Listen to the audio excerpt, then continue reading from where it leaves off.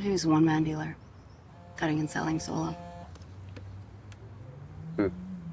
Splat. After maintaining the mystery around Jesse Lee Soffer's exit from the program, Jay Halstead's departure from the Chicago PD turns out to be not only a huge letdown but also extremely offensive to the character. News of Soffer's departure from the series in the midst of Season 10 leaked out just before the police procedural returned for its milestone year. After just 3 episodes, Halstead is now officially out of intelligence. However, the way he was written out could have been much better. Chicago PD didn't waste time dithering about his impending exit.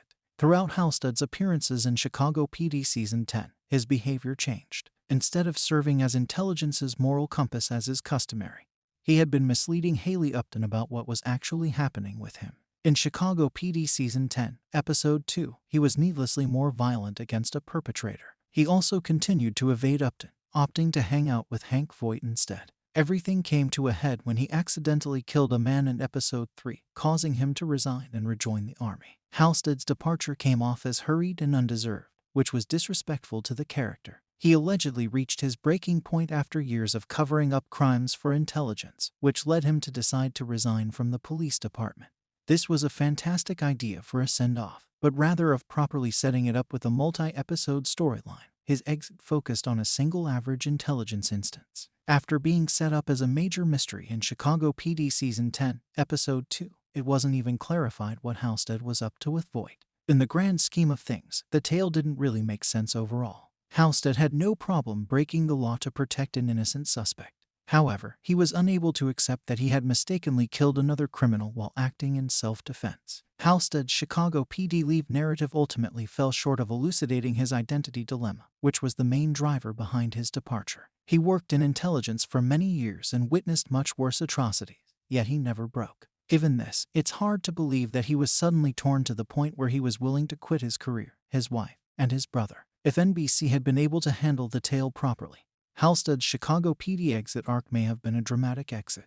The entire plot shouldn't have been rushed to start. It should have been a succession of circumstances that influenced his decision to quit, not a conventional intelligence situation, as it was in this case. The deaths of Roy Walton in Season 8 and Anna Avalos in the Season 9 finale may have been used as examples in the police procedural. Second, and more crucially, Halstead's identity dilemma should have been given a deeper foundation by Chicago PD because everything else he did in the episode, including resigning, was dubious. This may have been easily resolved by better portraying his inner conflict. Finally, instead of keeping the door open for his possible return, his final fate should have been more definitive. After setting up Halstead's death, Chicago PD should have moved forward with it as it would have been a far more powerful and impactful way to write him out. Halstead has a huge impact on intelligence. He served as the Chicago Police Department's moral compass, and he might have made the ideal Voight replacement in the event that he retires or advances in his career. Given this, he deserved a send-off tale that was much more unified and interesting than what he received. It's frustrating because, with a few simple changes to the way they handled his exit, they could have handed it to him. Thank you for watching. Please don't forget to comment, subscribe, and give us a like.